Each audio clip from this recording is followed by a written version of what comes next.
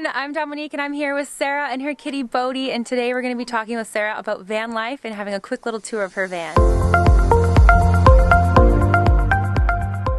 Hi everybody, my name is Sarah and I live in a 1990 Dodge Campervan here on Vancouver Island currently. I've been living in a van on and off for about 2.5 years, and we're going to chat about it today and give a little tour. So I chose van life back in 2020. At the time I was nursing at a hospital in Canmore, Alberta, and was really looking for a change, so I started travel nursing and just really wanted to have something that gave me the freedom to be mobile and have a little home on my back as I moved around. So I had been kind of daydreaming about a van for the past 4 or 5 years before finally getting one, and then everything aligned, and I found my first van, which is different than the one I'm in now. It was a 79 Dodge Campervan, and I've upgraded by 10 years or so into this one, but yeah, it started and I came to Vancouver initially, first Vancouver Island, and have ventured out from there. I first got started living van life by browsing Facebook Marketplace like crazy, so many times a day checking, because vans that are good just go like this, go so quickly. And so I finally found one that I was interested in and went and looked at it right away and purchased it, and it was a 79 Dodge that needed a lot of work to kind of bring it up to date in the interior. So I drove it home to my parents where they have a shop and spent a lot of time, in a very short period of time, but long days, completely overhauling the inside, and gave it a facelift on the inside, and then took off after a couple weeks of renovation. So that was my beginning of van life. I think it's super important to be moving around and be really respectful of the communities that you're staying in. So wherever I'm spending the night and sleeping, I arrive there late and leave early. So it's never like I'm hanging out in one spot all day and staying here the night as well. I like to be mobile and moving around just to like respect the people that live in the houses around where I am. Obviously like taking care of the land around where I am, so never leaving garbage or anything like that, and kind of following that, like leaving it better than I found it too. So like just helping take care of the communities and parks that you're spending time in. And then just like being friendly and interacting with people as well, because sometimes people have this vision of van lifers that we are messy or leave garbage, so just like interacting with the community to create a positive relationship is important as well. This is my van kitty. Her name is Bodhi, or Bodhi, and she travels around with me.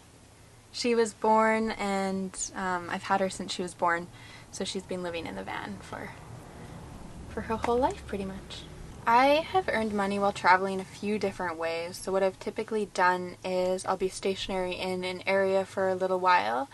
I went to school for nursing, and so that's what I used to do, but I, for the past couple years on and off, have done live-in nursing care. So I will go live in with a client for a few days at a time, and then when I'm not at work, I'm back in my van and can be traveling or can be stationary, or be doing whatever I feel like doing. So that's been like a really nice balance for me, and then in that way I'm able to save up some money. And then like this year I just took off from April till October and wasn't working at all, and now I'm back doing some live-in nursing care again. So it's a really nice balance for being on the road, being able to save up, go off for a little while, and then come back.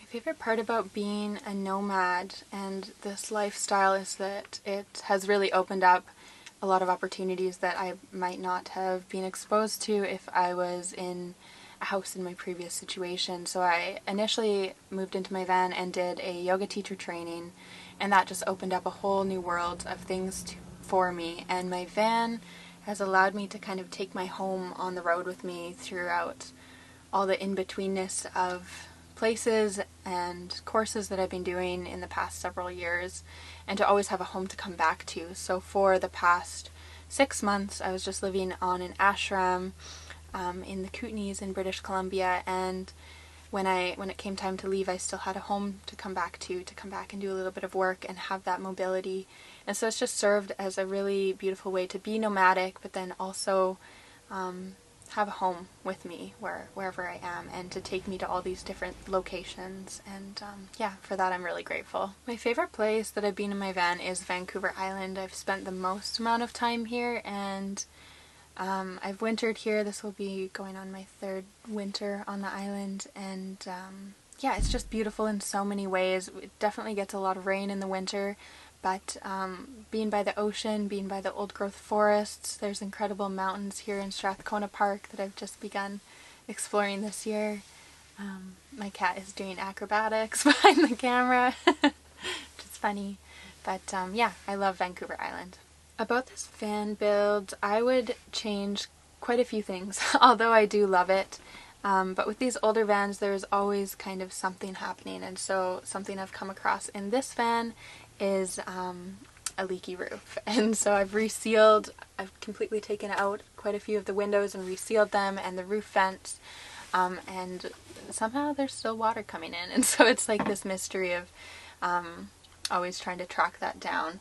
But otherwise, layout wise, I really do love this van. I feel like I have everything I need, and for being from 1990, it's pretty well set up still. I feel like there's not necessarily must-haves for van life, because you can really make do depending on if you have a fully built out Sprinter with all the bells and whistles that are super fancy, or if you have an older camper van like mine, or if you have just a built out SUV with a camp stove.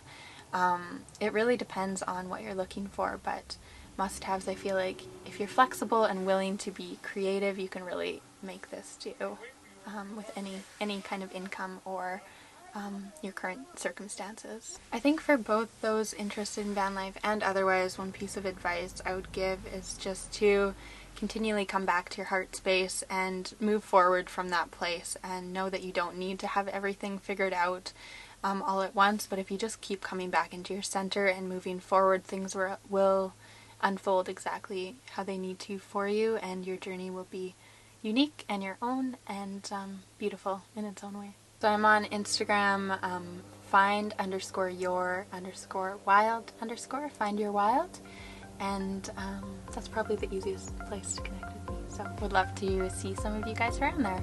Thank you so much, Sarah, for sharing your story about van life and sharing your van with us. We'll see you on the road.